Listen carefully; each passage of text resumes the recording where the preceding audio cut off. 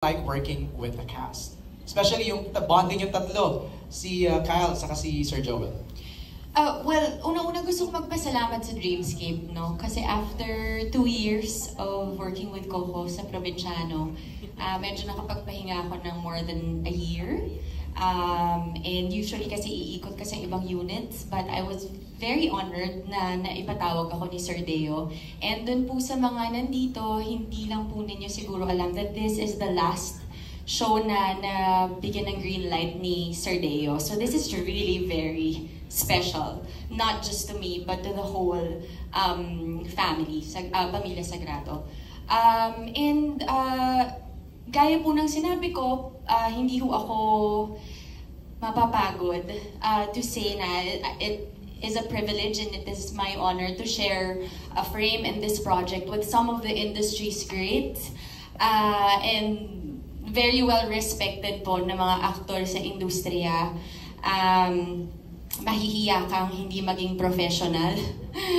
And I think maraming, hindi lang yung mga baguhan ang natututo at nai-inspire, kundi aaminin ko na po, yung mga ate sa industriya na kagaya ko. Syempre nakaka-inspire to work dahil everyone is ready, lahat po handa, lahat pinag-aralan yung script. And I guess kapag medyo tumagal ka na sa industriya, kapag ka-roles, medyo marami ka ng mga roles na nagawa, pero yung collaboration, that is what makes it unique. And this is the first time na napagsama-sama kaming lahat, which is why I think this project is very special and one of the best shows that I've done. Thank you, Shaina. Before I call in si Jay of Certified Kapamilya, kay Rosana, meron akong question, Miss O.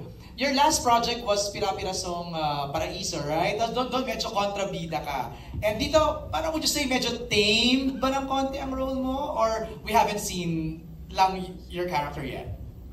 360 degrees mula Pira-Piraso kasi doon sa bahay ako doon. I know. Sobrang laging galit, di ba?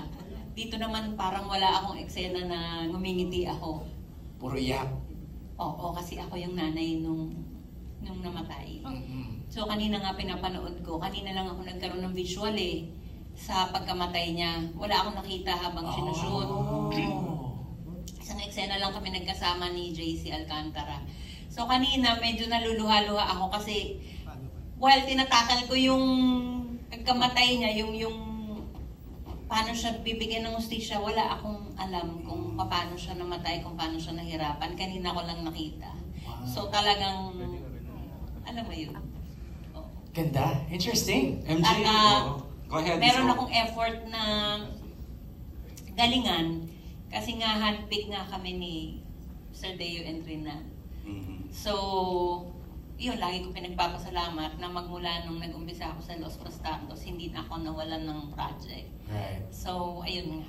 At lagi kong iniisip, yung binabalik ko sa kanya ba, yung respeto, yung lahat ng pagpapasalamat through acting, na hindi ko kasi nasabi yan sa kanya nung buhay pa siya. Hindi kami nagkaroon ng pagkakataong magkita parate. So, hanggang sa nawala na siya, ayun, malungkot, pero ito yung naiwan niya ito talaga yung iniwan niyang project. So merong mang offer na anong tawag doon, nag-overtake dito.